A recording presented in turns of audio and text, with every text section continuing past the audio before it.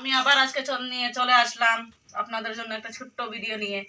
তো আজকে আমি কাঁঠাল তরকারি করব, এই জন্য কাঁঠাল কেটে রেখেছি, আলু কেটে রেখেছি, এইখানে মশলাপাতি যা লাগে সব নিয়ে এনে রেখেছি। তারপর এখানে আমি করলাম টমেটো পেস্ট, একটু আদাও দিয়ে দিয়েছি, একটু কাঁচা লঙ্কাও দিয়ে দিয়েছি, পেস্ট করে রেখেছি। তো আমি এখন রান্নাটা শুরু করছি। হ্যাঁ, আপনারা দেখুন। তো একটু তেল দিয়ে দেব, আর আলু আর কাঁঠালটা ভাজতে হবে, তো তাই আমি করে নিচ্ছি। বেশি তেল না দিলে ভাজাটা ঠিকঠাক হবে না। আলু ভেজে নেব,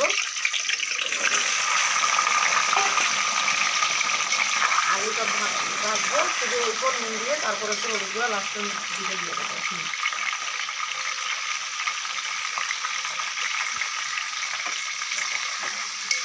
নুন দিয়ে একটু নাড়াচাড়া করে তারপর আমি একটু ঢাকনা চাপা দিয়ে রাখবো, তাড়াতাড়ি হয়ে যাবে। এই তো কাঁঠাল রান্নাটা শুরু করলাম। দেখুন আমার আলু ভাজাটা হয়ে গেছে, এখন আমি নামিয়ে নেব।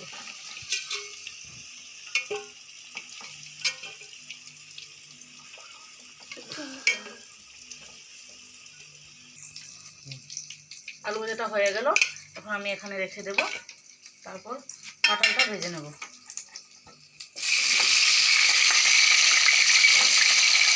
কাঁঠালটা বাজে আমি সিদ্ধ করি না, অনেকেই সিদ্ধ করে আগে সিদ্ধ করে নিয়ে তারপর বাজে। আমি সিদ্ধ না করেই ভেজে নিই, কারণ এরকম করলে ওর ইয়েটা যায় না, ওটা টেস্ট থাকে, ওইটা চলে যায় সিদ্ধ করলে।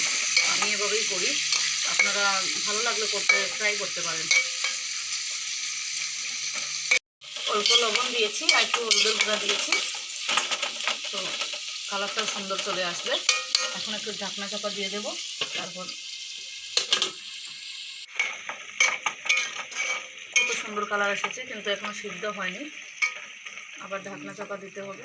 সিদ্ধ যদি না হয় তো খেতে ভালো লাগবে না একদম।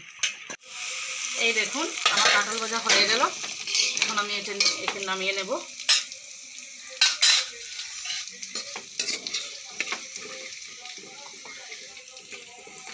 ফোড়নের মধ্যে দিয়ে দিলাম কালো জিরা আর তেজপাতা, তারপর দিয়ে দিয়েছি টমেটো পেস্ট আর আদা কাঁচা লঙ্কা পেস্ট করে দিয়েছি। এটা ভালোভাবে নাড়াচাড়া করে তারপর আমি মশলা দেব। টমেটো আর আদা পেস্টটা ভালোভাবে ইয়ে করলাম, ভাজা করে। একটু ভালোভাবে যদি ভাজা না করি তাহলে ওই কাঁচা লঙ্কার ইয়েটা স্মেলটা যাবে না।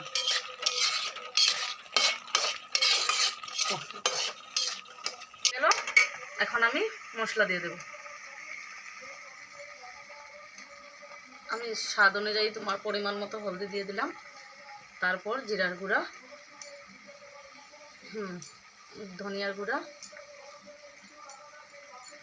আর লঙ্কা তো আমি আমার অনুযায়ী দেবো, কারণ আমি একটু ঝাল খাই, তাই আমি একটু ঝাল দিয়েই দিই। আপনারা স্বাদ অনুযায়ী দিয়ে দেবেন।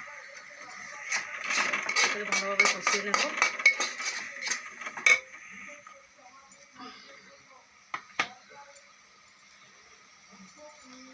মশলা কষানো হয়ে গেল, এখন আমি সবজিটা দিয়ে দিলাম।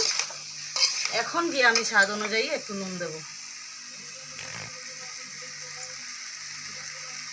আপনারা স্বাদ অনুযায়ী দিয়ে দেবেন। আমি তো সবজি যা যতটুকু কেটেছি তার পরিমাণ মতোই আমি ইয়েটা দিয়েছি।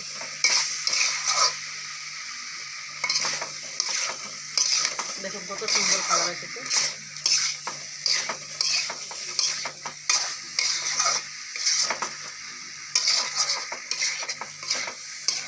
দেখুন আমার কষানোটাও হয়ে গেল, আমি এখন পরিমাণ মতো অল্প জল দিয়ে দেব।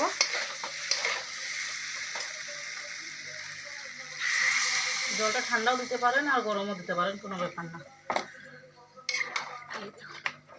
কত সুন্দর কালার আসছে।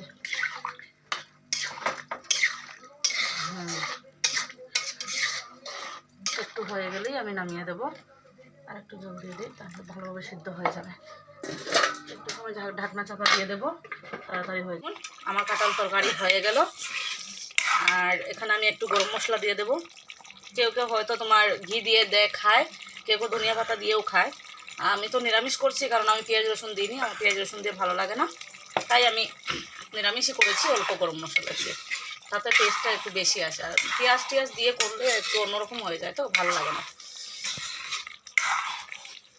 তরকারি কমপ্লিট, কত সুন্দর কালার এসেছে দেখতেই পাচ্ছেন।